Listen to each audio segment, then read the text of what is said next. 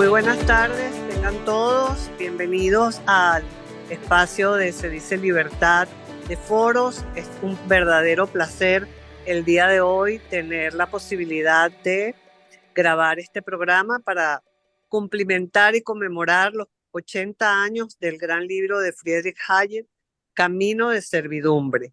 Un libro que, a pesar de la edad que cumple, sigue siendo de alto impacto y de gran vigencia.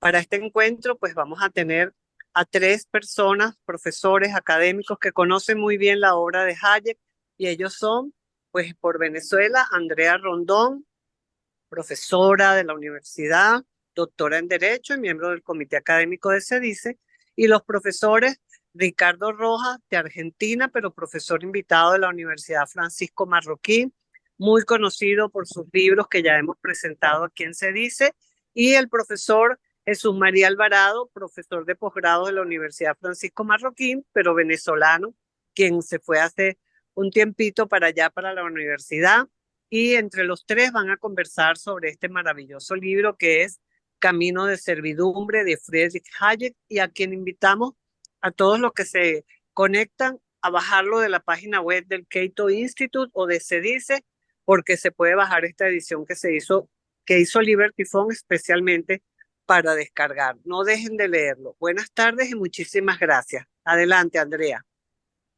Gracias, Rocío, por la presentación y por, digamos, la iniciativa de todo este año celebrar los 80 años de Camino de Servidumbre en el marco de los 40 años de CEDICE, y también, digamos, que es como un año emblemático para las obras de la Escuela Austríaca de Economía, porque este año se cumplen también los 75 años de la publicación de la Acción Humana de Mises, ¿no?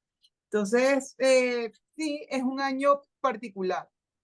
La experiencia que hemos tenido desde Se dice Libertad con Camino de Servidumbre ha sido muy interesante. Recuerdo que en algún momento en el programa Cultura para la Libertad de Se dice, que yo he coordinado y que, bueno, también hicimos Rocío y yo, una de las primeras charlas fue sobre Camino de Servidumbre y la rebelión en la granja de Orwell. Fue en una librería. Y eh, dirán, ¿qué tiene que ver un libro con otro? Y además Orwell, que además era de corte socialista, ¿no? Y es porque ambos libros sufrieron la censura en su época. Ambos libros fueron publicados en los años 40, sufrieron la censura de la época porque, digamos, denunciaban en algunos casos los desmanes y excesos del estado de bienestar. En el caso de Hayek, en el caso de Orwell, también era una denuncia de lo que era la Unión Soviética a través de estas figuras, de estas metáforas que veíamos en la rebelión de en la rebelión en la granja. Y bueno, sufrieron censura, era una época muy difícil en los años 40, acuérdense, estado de bienestar, era una época, un ambiente muy bélico, plena Segunda Guerra Mundial, la Unión Soviética era un país aliado, no se podía hablar en contra del socialismo, que además Hayek en este libro hace una identificación entre socialismo y totalitarismo que, bueno, digamos, también fue como objeto de críticas en este sentido, ¿no? Contextualizando un poco, este libro se publica por primera vez, la versión británica, en marzo de 1944, por eso es que se está haciendo esta grabación en marzo del año 44. En este mes. Su publicación en los Estados Unidos fue poco después, en septiembre, luego de pasar filtro de varias editoriales. Camino de Servidumbre, Hayek utilizaba como una especie de símil con las frases de Tocqueville de camino a la servidumbre. Y a lo largo de todo este libro, pues hace un análisis de cómo la planificación centralizada de la economía termina en un totalitarismo y estrangulamiento de las libertades civiles y políticas, no solamente las económicas. Pero bueno, ya Ricardo nos dará un panorama mucho más amplio en el contexto histórico en el que se desenvuelve Camino de Servidumbre, y ya más adelante Jesús María nos va a hablar de un capítulo más emblemático o más en específico de un capítulo de Camino de Servidumbre. Entonces, Ricardo, te dejo la palabra para hacer una visión panorámica del libro. Bueno, muchas gracias, gracias por la invitación, un gusto como siempre estar con Cedice y todos los amigos de Venezuela y de América Latina. Eh, bueno, como decías recién, Andrea, este libro hay que ubicarlo en el contexto, ¿no? Piensen ustedes, 1943, plena guerra mundial, Europa devastada, destruida.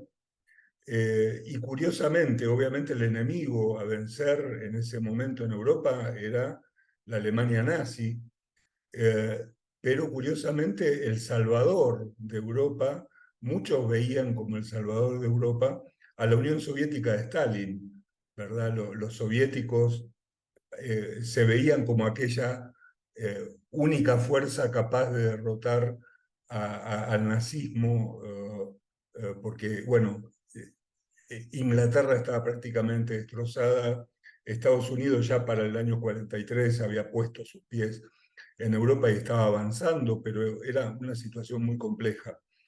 Y Hayek tuvo una visión muy grande de probablemente lo que iba a ser el mundo después de la Segunda Guerra Mundial. Para el año 43 y bueno, sobre todo para el 44, cuando ya se publica el libro, eh, de algún modo todos empezaron a ver que obviamente Hitler iba a ser derrotado y que el nazismo se iba a terminar. Pero la gran pregunta es qué es lo que iba a pasar después. Y el temor de Hayek, igual que el temor de muchos intelectuales liberales de la época, era que las ideas socialistas que estaban arraigadas en el nacionalsocialismo, el libro tiene un capítulo que explica por qué el nazismo era una forma de socialismo, también estaba fuertemente arraigada en lo que se veía como la fuerza contraria, que era el comunismo, la Unión Soviética, que se veía como una de las fuerzas que iban a surgir después de la guerra. Eh, Todas las etapas previas de Hayek, sus discusiones con Keynes y sus escritos sobre metodología de las ciencias, probablemente lo llevaron a darse cuenta que cuando se abandona el individualismo metodológico en la concepción de la sociedad, cuando uno deja de pensar que la sociedad es un mecanismo de intercambio entre individuos, las formas de colectivismo que sobreviven o que aparecen son peligrosas todas. No hay un socialismo bueno y un socialismo malo. No hay formas de colectivismo que puedan llevar al bien. Y probablemente eso es lo que hizo que Hayek, en plena guerra, en pleno desarrollo de la guerra, empezara a escribir un libro donde ponía como igualmente malos a los nazis y a los comunistas, porque ambos reflejaban una misma visión del colectivismo metodológico y de la visión de la autoridad central como superior al individuo, ¿no? Como decía Andrea hace un rato, eh, Hayek tuvo problemas para publicar este libro, igual que los tuvo Orwell, igual que los tuvo Ayn Rand algunos años antes, ¿no? Tenemos ahí tres autores liberales. Ayn Rand, con Anthem, su primera novela, recién la pudo publicar en Inglaterra, o sea, a diferencia, ella vivía en Estados Unidos, no la pudo publicar en Estados Unidos porque nadie quería publicar una novela distópica que hablara de un mundo colectivizado, entonces consiguió una pequeña editorial inglesa que se lo publicó. El caso de Orwell, Orwell en 1971 se descubrió en la biblioteca de Orwell, adentro de un libro, ahí doblado un papel, que era el borrador de un prólogo para Rebelión en la Granja que había escrito el propio Orwell y que a partir de esa época empezó a integrarse en los libros, donde Orwell contaba las peripecias que había tenido para poder publicar La Rebelión en la Granja. Y fíjense que curiosamente, al igual que Mises, a Orwell le decían que no había entendido al socialismo y que no había entendido el comunismo. Obviamente La Rebelión en la Granja era una parodia al régimen soviético, a Stalin y a Lenin, y los intelectuales ingleses no podían, y los americanos tampoco, no podían hablar mal sobre el comunismo. Piensen que el comunismo lo veían, tal vez por una cuestión de fe, como la posible salvación del mundo hacia el futuro, ¿no? Esa visión del hombre feliz, del hombre que no tenía problemas, del hombre que no iba a ser oprimido por nadie, donde tal vez incluso ni siquiera iba a haber estado en un final ideal. Muchos quisieron creer en esa fantasía y le decían precisamente a Orwell que él no había entendido el comunismo y por lo tanto ese libro era una mala parodia y no lo querían publicar. A Hayek le pasó lo mismo. Hayek lo pudo publicar en Inglaterra, pero tuvo muchos problemas, a tal punto que en un momento ya prácticamente desilusionado porque los editores ingleses le decían precisamente que tenía muchos errores conceptuales y que su visión del comunismo era una visión pesimista y utópica. Se puso en contacto con su amigo Fritz Maslow, que era profesor en Estados Unidos en ese momento, y Maslow logró, poco después de que se publicara en Inglaterra, logró una publicación en Estados Unidos, en Routledge, una editorial importante, donde también le habían rechazado publicar a Ayn Rand en su momento. Y curiosamente, luego de las peripecias que tuvo que padecer para publicar el libro, una vez que se publicó en Estados Unidos, en un mes fue bestseller y fue realmente uno de los libros más vendidos en el momento. Tuvo una aceptación inmediata por el público norteamericano, a pesar de que la intelectualidad norteamericana no quería hablar mal del comunismo porque era un tema tabú. Ahora, fíjense hasta qué punto Hayek estaba comprometido con la lucha por la libertad y el temor. Hay un capítulo específico en Camino de Servidumbre donde habla de la posibilidad de estas mismas ideas colectivistas que uno veía en el nazismo y que veía en el comunismo, trasladadas a Inglaterra. Y él mostraba el gran temor de tener al enemigo en casa, ¿no? Que esta ideología colectivista estuviera nutriendo a la intelectualidad europea, norteamericana e inglesa especialmente. Y por eso probablemente piensan que 2 años después él decide fundar la Sociedad Montpellier.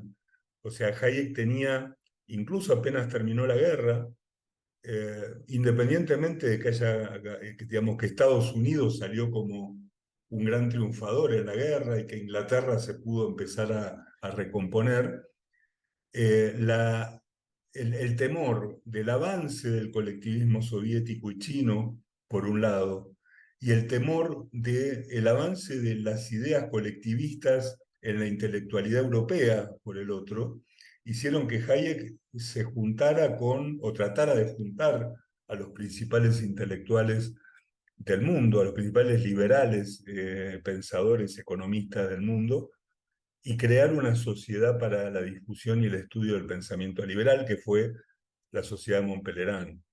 Y no contento todavía, no se quedó tranquilo con esto y empezó a trabajar tiempo después en refundar las ideas del liberalismo clásico en el famoso libro que publicó estando como profesor visitante en la Universidad de Chicago, ¿no? Los Fundamentos de la Libertad, que precisamente es un libro que escribió sobre la base de los temores que plantea en Camino de Servidumbre y lo que lo llevó a tratar de organizar a los intelectuales liberales en el mundo. Esto es, trató de reescribir y rescatar las viejas ideas del liberalismo clásico y sistematizarlas en un libro. La primera mitad de Los Fundamentos de la Libertad es eso. De modo que este libro es una especie de bisagra, ¿no? Hayek había sido un autor que hasta ese momento se interesaba por temas más bien filosóficos, epistemológicos, la metodología de las ciencias, la economía como ciencia. Piensen que en los años 30, cuando empieza sus debates con Keynes, en Europa continental la economía casi que ni siquiera se estudiaba como ciencia autónoma en las universidades. Él mismo, igual que Mises, tuvieron que estudiar abogacía, tuvieron que estudiar derecho para dedicarse a la economía, porque en la universidad la economía era una suerte de rama que era la hacienda pública que se estudiaba en las facultades de derecho. Sin embargo, bueno, Hayek en sus debates con Keynes se dedica fuertemente a buscar los fundamentos epistemológicos de la economía y luego escribe ensayos sobre metodología de las ciencias extraordinarios, pero no se había dedicado a la política hasta ese momento.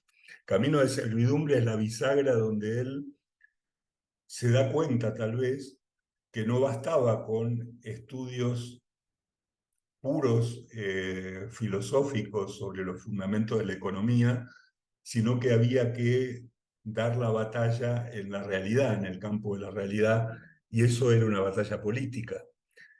Por eso ustedes ven que luego, si lo piensan hacia el futuro, escribe Los Fundamentos de la Libertad, luego Derecho, Legislación y Libertad, y su último libro, La Fatal Arrogancia, es como una síntesis de todo el pensamiento de su vida. Dos palabras sobre el contenido.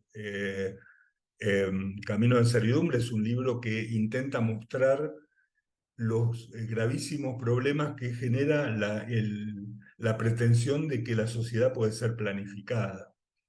Pero no lo circunscribe al problema de la planificación económica. Esto es, la planificación económica es mala, es ineficiente, pero además genera regímenes autoritarios. O sea, Hayek explica, cuando ustedes no dejan que la gente interactúe libremente, en definitiva, va a haber una autoridad que va a sustituir a las personas y va a decidir por las personas. Y esto no solo tiene efectos en el mercado, en la economía, sino que genera regímenes totalitarios, destroza la idea de una democracia liberal, destroza las instituciones del gobierno, la división de poderes, el concepto de república terminan neutralizados por una autoridad central que al organizar la sociedad termina destruyendo todas las instituciones políticas y sociales del país.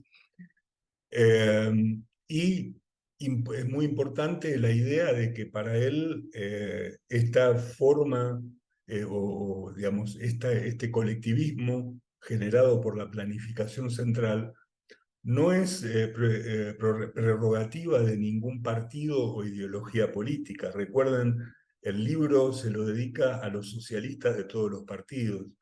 Esto es, él decía, miren, son tan socialistas los nazis como los comunistas de la Unión Soviética, porque en el fondo, más allá del folclore, de las banderas y los uniformes, en el fondo la idea central es el colectivismo, es la autoridad central decidiendo por las personas y violando la libertad de las personas. Es un libro muy fuerte. Imagino que en una intelectualidad europea que se quería engañar a sí misma pensando que, bueno, a lo mejor los comunistas no son tan malos, a lo mejor esta idea de que en algún momento en el futuro no va a haber un poder central, sino que cada uno va a hacer lo que tiene que hacer y se acabó el Estado, esta suerte de utopía anarquista en el futuro, a lo mejor funciona y no es bueno enemistarse con ellos.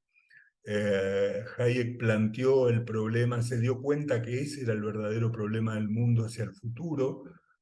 Piensen que si pensamos en el mundo de 1940 hasta los 50 años siguientes, ¿no? Por poner un número, 1990, la caída de la Unión Soviética, fueron 50 años donde este libro era un libro fundamental, porque nos explicaba, o sea, lo que Hayek explicó en el año 43 es lo que pasó en el mundo durante los 50 años que vinieron después, por lo menos en la mitad del planeta. De modo que creo que es muy bueno hacerle un homenaje a Hayek por este libro. Eh, por supuesto, los puristas liberales, amigos, algunos dirán que, bueno, que hay algunos errores conceptuales, pero creo que eso es lo de menos. Obvio, todos sabemos, Hayek, sus primeras ideas políticas y sociales estaban influidas por los fabianos, los socialistas fabianos, hasta que conoció a Mises y descubrió los principios metodológicos del individualismo y los aplicó. Por supuesto, algunas de esas de esos errores de juventud le han quedado en algunos de sus libros, pero eso no opaca en nada lo maravilloso que ha sido este libro y el impacto que tuvo en el mundo, al punto de probablemente para muchos ser el libro más famoso y más importante de Hayek, ¿verdad? Así que bueno, congratulaciones por el homenaje y muchas gracias por el espacio.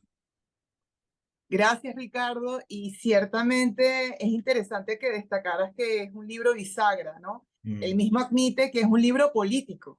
Él Sí. mismo lo llama su libro político, y que sea el libro más famoso de él, que lo dio a conocer más allá de las fronteras entre liberales, Camino de Servidumbre, bueno, dice mucho, ¿no? Porque ciertamente él hizo más aportes en materia económica y en otras áreas, como tú bien señalas, en la metodología de las ciencias sociales. Incluso después escribió Orden Sensorial, en materia de psicología incluso escribió, ¿no? Bruce Cadwell, que es su biógrafo, en su libro El desafío de Hayek, él dice, claro, es un gran desafío porque uno de los libros más conocidos es sobre filosofía política, en los que él tiene, digamos, errores, y me gustó que destacaras el tema de los errores. En una de los comentarios de Carlos Rodríguez Brown, en esta edición, él mencionaba, luego de los aportes del libro, porque los tiene, él mencionaba que tal vez dentro de los errores que pudiera atribuirse al libro, y tal vez es por un tema histórico, es que Hayek no fue lo suficientemente crítico de las democracias, que tal vez tenía demasiada fe en pensar que las democracias iban a ser un freno de los totalitarismos, y lamentablemente si algo demostró el siglo XX es que los totalitarismos, la mayoría de los totalitarismos, y si lo sabremos nosotros los venezolanos, tienen un origen democrático, ¿no? En cuanto al voto, ¿no? Eso es, efectivamente, sí es un error del libro, pero digamos, es escrito en el año 44, donde todavía las debilidades de la democracia no son tan evidentes y tan patentes, ¿no? Como hoy en día podemos decirlo 80 años después, ¿no? Hay otra parte interesante de lo que comentas en cuanto al contenido, que Hayek destaca, y estos son de los grandes aportes de este libro, es que tú no puedes separar la parte económica del resto de la vida, o del resto de los aspectos de la vida del ser humano. Si tú afectas lo económico, inevitablemente vas a afectar el resto de los aspectos de esa vida, del ser humano. En el capítulo Control Económico y Totalitarismo. Y yo siempre cito, y sobre todo lo citaba mucho más cuando el control de cambio aquí en Venezuela era férreo, yo siempre cito este pie de página de este capítulo, ¿no? En ninguna parte se ilustra mejor que en el ámbito de los intercambios con el exterior la extensión del control sobre la vida entera que confiere el control económico. A primera vista, nada parece afectar menos a la vida privada que la intervención oficial de las operaciones sobre el cambio exterior, y la mayoría de la gente consideraría su introducción con completa indiferencia. Y sin embargo, la experiencia de la mayoría de los países continentales ha hecho que la gente culta considere este paso como un avance decisivo en el camino del totalitarismo y de la supresión de la libertad individual. En efecto, la entrega completa del individuo a la tiranía del Estado, la supresión final de todos los medios de escape, no solo para el rico, sino para todos. Cuando el individuo ya no tiene libertad para viajar, eso nos pasó mucho a nosotros, no tiene libertad para comprar libros, eso nos está pasando a nosotros, incluso hoy en día, que hay cierta apertura, o periódicos extranjeros, cuando todos los medios de contacto exterior, si lo sabremos nosotros, pueden limitarse a los que aprueba la opinión oficial. Cuando existía Cadivi, el ente de control cambiario, y son considerados por ella como necesarios, el dominio efectivo de la opinión es mucho mayor que el que jamás ejerció ninguno de los gobiernos absolutistas de los siglos XVII y XVIII. Aquí en Venezuela, el mejor ejemplo, se importaba todos los insumos para publicar periódicos, y los periódicos que tenían una línea editorial ya no les dieron dólares, y como todos aquí se importaba, era insostenible por otra vía, además que estaban súper prohibidas las transacciones cambiarias, y ya llegó un punto en el que lo asfixiaste completamente, que ya no teníamos periódico ni extranjero ni nacionales de ninguna de una línea editorial que no fuera afín al gobierno. Esas son formas de estrangular también la libertad de expresión, estrangulando un aspecto económico de nuestra vida. Entonces, esas son las bondades o los aportes de un libro como este. Jesús, te dejo la palabra para ya el último capítulo de este libro que querías comentar. Bueno, muchísimas gracias por la invitación, Andrea. Es un placer estar aquí con ustedes y con Ricardo. Mira, yo decidí hablar un poquito con tu venia del último capítulo del libro, porque creo que lo que has dicho con Ricardo es muy valioso, es una introducción muy general al libro, y creo que este capítulo que se llama Las perspectivas de un orden internacional me llamó la atención volver a plantearlo porque creo que tiene cosas de mucha vigencia. Es verdad que, como tú bien has dicho, el libro, si un libro conmemoramos 80 años, 80 años ha pasado mucho. Entonces uno diría, bueno, pero ¿qué tanto actualidad puede tener el libro? Bueno, yo creo que el libro tiene mucha actualidad en varias cosas, ¿no? Una frase que es constantemente mencionada en el libro es la palabra lucha. Lucha la usamos a lucha de clases, a luchas en el ámbito de la política, conservadores versus liberales. Y en definitiva, una de las cosas que quiere hacer el libro, me parece, es como mostrar, esta es una interpretación, dos tipos de lucha aquí. La lucha que han tenido los liberales, que básicamente da cuenta el libro, como tú has bien mencionado, Ricardo, de la cantidad de experimentos liberticidas donde el liberalismo perdió, pero luego también es un llamado a la lucha de los principios liberales. Es decir, Hayek no es una persona pesimista, al contrario, en ese sentido, como bien dijo Ricardo, por eso incluso creó la Sociedad Montpellier y todo lo demás. Ahí en la página 30, por ejemplo, en esa edición que tú tienes, dice Hayek, si hemos fracasado en el primer intento de crear un mundo de hombres libres, tenemos que intentarlo de nuevo. El principio rector que afirma no existir otra política realmente progresiva que la fundada en la libertad del individuo sigue siendo hoy tan verdadero como lo fue en el siglo XIX. Es un llamado a la lucha, sobre todo en un año anterior a la finalización de la Segunda Guerra Mundial, ¿no? Que es el año 45.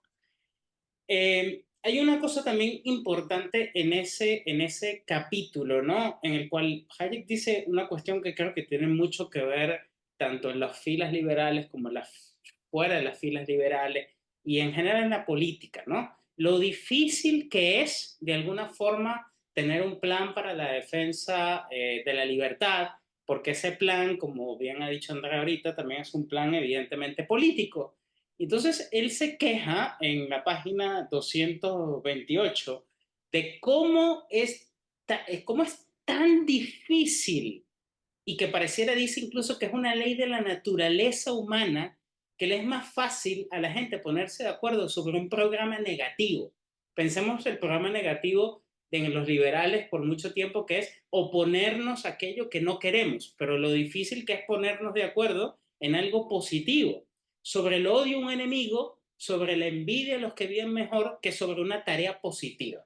Es mucho más fácil aglutinar a la gente contra el socialismo que promover una idea positiva, es decir, la idea de que quiere una sociedad, en este caso liberal, con estos y otros requisitos. Y eso es una advertencia porque en realidad creo que él después va a sembrar su proyecto positivo en Constitution of Liberty, en Law, Legislation and Liberty. Hayek no se queda solo como un crítico, sino como un alguien que está proponiendo unas cosas. Hay un telón de fondo en el libro. Esto es muy polémico en el libro porque hay gente que estará a favor o en contra. Hayek en el libro básicamente hay varios telones en el libro. El libro pareciera ser un libro en el cual él está de alguna forma haciéndole ver a los británicos de que no entienden el pensamiento germano, de que hay una cantidad de entusiastas británicos que están repitiendo cosas del pensamiento alemán que no comprenden, y Hayek eso le parece peligroso. Por ejemplo, hay tres cosas que pongo aquí. Hay un telón de fondo que eso lo dice, por ejemplo, Caldwell en el libro que mencionó Andrea, que es la disputa entre Otto Neurath y Ludwig von Mises. Una disputa muy fuerte en ese seminario de von Bauer, porque Neurath creía en la planificación, algo que Ricardo mencionaba ahorita. Y Ludwig von Mises era un partidario, quizás una de las personas que más detestaba a Mises era Neurath en ese seminario por esa razón.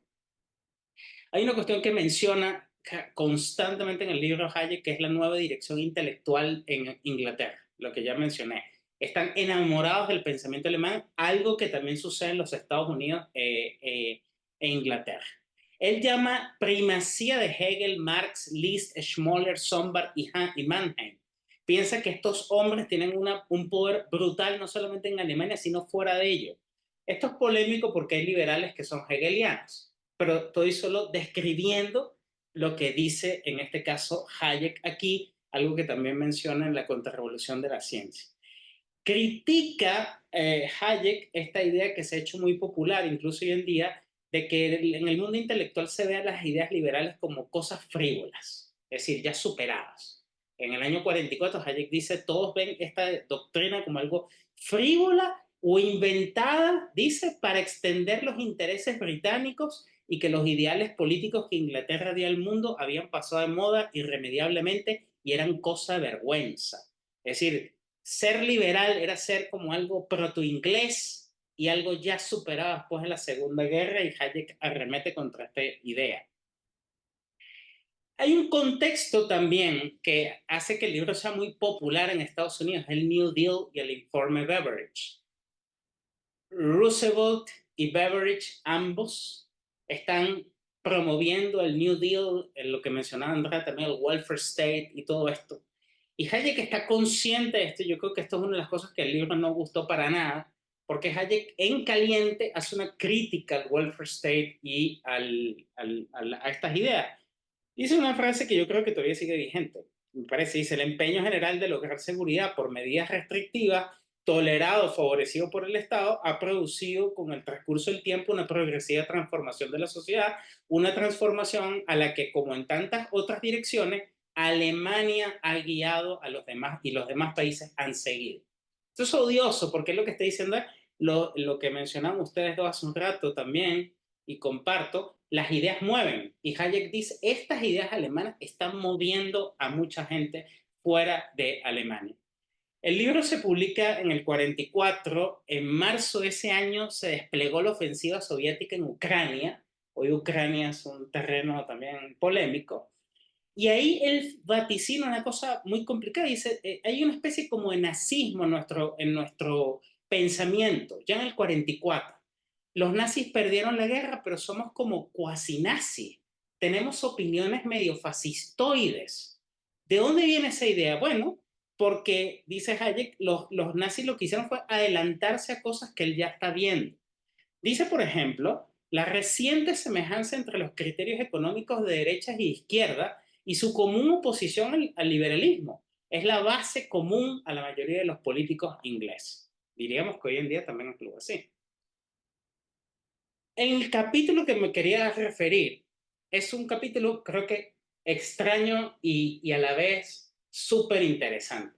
Hayek termina ese capítulo con la perspectiva del derecho internacional, que yo creo que con la guerra de Ucrania y con los conflictos que estamos viendo, con lo que estamos viendo incluso en nuestra Venezuela, ¿no? Tiene algo que me parece de actualidad. Él menciona muy pocas veces a Kant, pero pareciera que Kant está de telón de fondo aquí. Menciona a Kelsen críticamente por algo del Estado de Derecho, pero pareciera que Kelsen está por allí. Y quizás Morgenthau de alguna manera también quizás es un autor que no es que he mencionado mucho, pero está allí. Dos frases. Cualquier institución económica internacional no sujeta a un poder político superior, aunque quedase estrictamente confinado a un campo particular, podría fácilmente ejercer el más tiránico e irresponsable poder imaginable. Y añade, aunque al principio los pueblos ilusionados en cuanto al significado de estos proyectos conviniesen en transferir tales poderes a un organismo internacional, pronto hallarían que lo que habían delegado no era simplemente una tarea técnica, sino el más dilatado poder sobre sus vidas enteras. En el 44 no está creado la ONU todavía, pero está antes la Sociedad de Naciones. Y Hayek, quizá como europeo, dice en ese capítulo que es importantísimo tener un orden internacional. pero no un orden internacional como el que luego vamos a padecer, que son grandes organismos superpoderosos que quieren imponerle a los países cómo tienen que vivir, cómo tiene que ser la economía, nada de esto, porque lo que dice es que ese orden internacional va a repetir la misma planificación que en el orden interno, y con lo cual hay que criticar eso, pero sí a la vez está advirtiéndolos de la necesidad de que exista un orden internacional que nos garantice la paz. Hay una crítica interesante, por ejemplo, viendo esto, lo estaba releyendo, y él critica a los realpolitics. Dice, esta idea de realpolitik es una cosa medio peligrosa, porque en realidad estos realpolitics están defendiendo una idea que en realidad lo que está es fortaleciendo los poderes, como diríamos hoy, fácticos. Grandes potencias que no tienen ningún tipo de control, y son esas grandes potencias los que determinan el juego internacional. Entonces dice, por ejemplo, una frase que me parece bellísima, dice en esa frase que estoy poniendo aquí, pongo el presidente Biden y Putin para que esas son las grandes potencias hoy. Dice, lo que hay evidentemente en el fondo del pensamiento de los no todos cándidos realistas que defienden estos proyectos es que las grandes potencias no estarán dispuestas a someterse a una autoridad superior, pero estarán en condiciones de emplear estas instituciones internacionales, entre comillas, para imponer su voluntad a las pequeñas naciones dentro del área en que ejercen su hegemonía. Hay tanto realismo en ello que efectivamente están enmascarando, así como internacionales, a las instituciones planificadoras. Pudiera ser más fácil lograr la única condición que se hace predicable la planificación internacional, a saber, que se realice es decir, que una potencia básicamente lo domine todo. Bueno, Hayek critica, me fue esto, la idea de que hay un orden internacional en el cual los países pequeños van a ser víctimas de los grandes, de los países grandes. Y Hayek propone, empieza con una cita de Lord Acton diciendo, tiene que haber una comunidad internacional, pero que sea una comunidad federal, un federalismo. Si los pequeños países no tienen un sistema internacional, estas grandes potencias liberticidas van a tomar control de la comunidad internacional y los países van a sufrir de ello.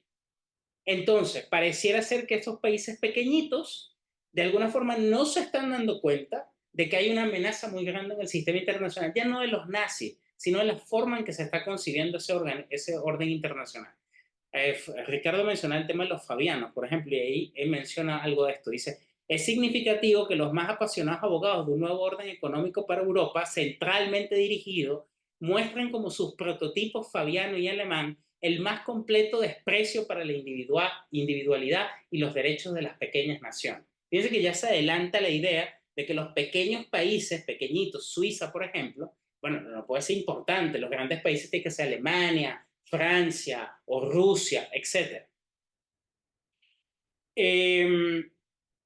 Ahí, en esa frase, y hay como una frase de Naciones Unidas, Hayek dice, y a mí me parece bastante profético esto, el año 44, estamos hablando de no ha terminado la guerra todavía, dice que se necesita un sistema internacional. Algo que Mises también dice. Hoy en día los liberales están muy en contra de organizaciones como las Naciones Unidas y todo lo demás, porque han pervertido muchas cosas, cosas que ya vaticina Hayek, pero la idea en sí misma del orden internacional es defendido por todas estas personas, porque además todos ellos fueron víctimas de esta carnicería que hubo en la Primera y Segunda Guerra.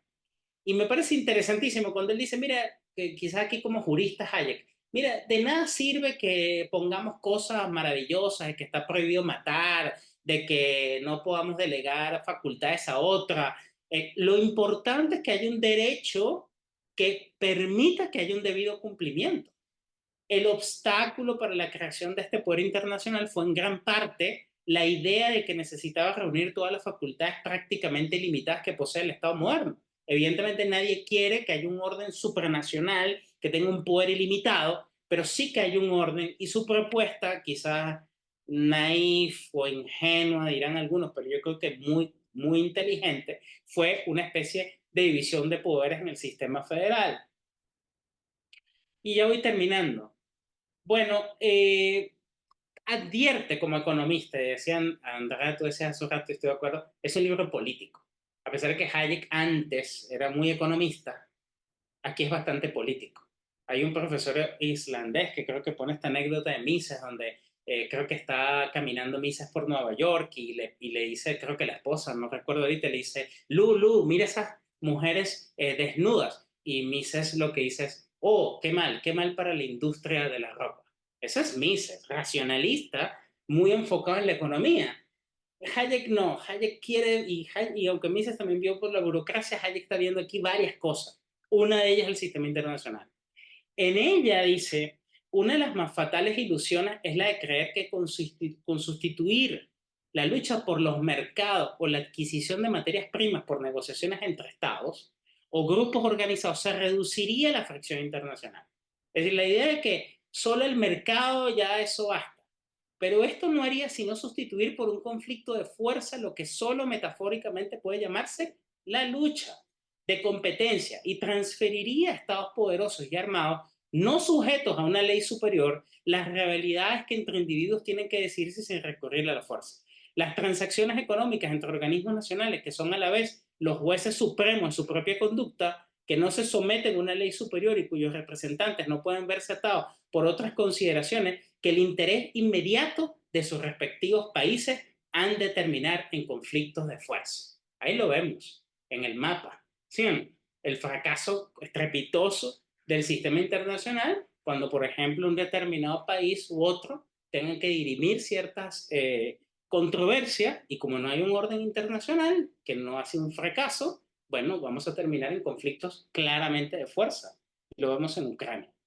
Yo creo que para terminar, con respecto al Realpolitik, por ejemplo, es obviamente Bismarck. Y pongo una foto de Nixon allí con Mao, ¿no? Hayek le parece que esa idea de Realpolitik, que se ha hecho muy famosa en la comunidad internacional y en el sistema de relaciones internacionales, liquida el liberalismo. Porque los partidarios del Realpolitik lo que van a decir es que las opciones liberales son utópicas. Y entonces que claudiquemos en eso, que no hablemos de esas ideas, que no hablemos de un sistema internacional, sino que sencillamente aceptemos las cosas tal como son. Y esto Hayek yo creo que se anticipa a lo que de alguna manera va a ser un problema que estamos viendo ahorita en Ucrania, en Rusia y en muchos países. Hay un telón de fondo con lo cual termino y aquí Andrea del libro. Es el libro de Belloc, que creo que es un libro que vale la pena también leer. Es el libro que es un cierto trasfondo del libro de Hayek. Belloc es un autor obviamente inglés, católico, que escribe ese libro que se llama The Servile State, el estado servil. Y Hayek pone el nombre de ese libro, Camino de Servidumbre, por una mezcla del libro de Belloc y Tocqueville, ¿no? Es decir, la idea de que vamos a ir gradualmente como una especie de rebaño al matadero del Estado moderno, de la planificación central, del socialismo, del colectivismo, etcétera, etcétera. Y aquí en esta última lámina pongo otra cita más, porque es constante la idea de Hayek de la necesidad de que tengamos una institución internacional. Ya vemos ahorita, por ejemplo, en Venezuela, en nuestro país, como frente a la cuestión nacional, sin una ayuda internacional, también esto es bien complicado. Entonces, bueno, yo creo que el capítulo sexto creo que es, no me recuerdo ya, del libro, me parece que es muy, muy virtuoso Hayek de advertirnos de que la libertad también requiere una cuestión allí externa ya al Estado. Aquí lo dejo de compartir, Andrés, gracias. Gracias, Jesús. Me gusta que destacaras lo profético del libro, lo visionario del libro, porque también lo mencionaba Ricardo, entre los liberales tal vez se tiene como un poco de menos a Hayek, tal vez por esas ideas fabianas. Algunos como Hans Hermann Hoppe, un poco más radical, lo ha llamado socialdemócrata, y con un libro de este tipo, bueno, Camino de Servidumbre, y la época en la que lo escribió, sufriendo la censura que sufrieron él y otros autores como Orwell, como vimos con La Rebelión en la Granja, no podemos ser tan ligeros con la etiqueta, ¿no? Y de todas formas, dice mucho de Hayek como intelectual, que la mayor parte de las críticas que recibió por Camino de Servidumbre las trabajó y las pensó en Fundamentos de la Libertad y en La Fatal Arrogancia, años después, ¿no? A pesar de que este libro, Camino de Servidumbre, aunque es el más famoso, le trajo cierto desprestigio como economista, ¿no? Muchos dicen que es un libro agridulce porque por él es dado a conocer en el foro académico y más allá de los liberales, pero al mismo tiempo pierde un prestigio como economista, ¿no? Pero bueno, gracias enormes a Ricardo, a Jesús María, que siempre dicen que sí a las invitaciones de Se Dice y por participar en este aniversario, en los 80 años de Camino de Servidumbre, que a veces a mí me gusta decirle Camino a la Servidumbre, que es realmente como que la traducción más fiel de lo que quiso plantear Hayek.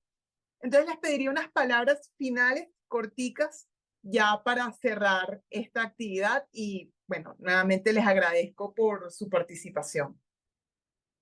Bueno, me pareció muy bueno este homenaje. Me quedé pensando un poco de la presentación de Jesús María en dos cositas, ¿no? Respecto de la visión tal vez internacionalista de Hayek. Una que curiosamente, él no estoy, o sea, no sé si su modelo hubiese sido las Naciones Unidas, sino mecanismos de cooperación pacífica y voluntaria, ¿no? Si uno piensa, por ejemplo, la posición que Hayek tuvo con la desnacionalización del dinero, ¿no? Cuando se crea la Unión Europea y él se opone a la creación de una moneda única y habla de todos los países tienen que sus monedas competir, e incluso hasta de bancos privados, porque es una cuestión de mercado. O sea, ¿cuál hubiese sido el modelo específico que Hayek propondría en este sentido? Y lo otro que es una curiosidad, a lo mejor Jesús María o Andrea lo saben, me quedé pensando inmediatamente después de la Segunda Guerra, pensando que este libro se escribe cuando está terminando la Segunda Guerra, si hay alguna opinión explícita de Hayek sobre los juicios de Nuremberg, porque en definitiva fue digamos, el primer paso hacia la búsqueda de una organización internacional, de cooperación internacional, fue, bueno, esta vez sí vamos a juzgar a los dictadores, ¿no? Que lo que no había pasado en la Primera Guerra Mundial, se habían puesto de acuerdo aunque pase en la Segunda, pero fue algo muy así embrionario, y yo la verdad que no, me encantaría saber qué habrá pensado, que yo no lo sé, Hayek respecto de estos juicios. No, yo en particular no sé nada si dijo algo, pero sí pica la curiosidad efectivamente por toda la punta que le sacó Jesús a este último capítulo que yo no lo consideraba tan importante respecto de los otros, ¿no? La verdad, yo me afinqué mucho más en el control económico, en la parte de la famosa, la gran utopía, cómo los socialistas se adueñaron de la frase o de la palabra libertad y cómo los liberales fueron cediendo, los liberales de esa época fueron cediendo espacio y me dejó pensando de verdad también la intervención de Jesús. Jesús, palabras finales. Bueno, ahora me dejaron pensando en lo de Nuremberg, porque lo de Nuremberg no lo pensé. Y es verdad, no recuerdo que haya algo mencionado allí. Al menos en Camino se me vino por el tema, pero como dice Ricardo, posteriormente sería una cuestión de hacer otro video para ver si nosotros tres eso o alguien de Se Dice lo descubre. Mira, yo creo que al final, sí, y estoy de acuerdo contigo, Ricardo, o sea, creo que incluso pensar en ese orden internacional que quería Hayek, él está viendo cosas proféticas y sería bueno, usando su mismo argumento, que diría la situación actual hoy, Andrea, por ejemplo. Actual hoy es un desastre el sistema internacional y yo creo que sin ese sistema internacional, un sistema internacional más o menos razonable, porque él no está pensando en la UNESCO, él no está pensando en nada de eso. Él está pensando en una cosa donde unos matones grandes no acaban a sus chiquitos. Él está pensando como austríaco, perdí mi nación, mi país, por toda una guerra internacional. Entonces, que yo mismo omise, en fin, Yo creo que vale la pena los 80 años. Creo que Hayek es un hombre creo que es uno de los grandes pensadores liberales, creo que el que más llegó a mayores audiencias. Creo que, por ejemplo, en Venezuela, evidentemente, Hayek con Camino de Servidumbre se ganó todo el odio de una parte, pero fue como Carlos Rangel, que se ganó el odio de una media parte de la intelectualidad, pero luego 80 años esas ideas escalaron mucho más de los que los odios en su momento tuvieron.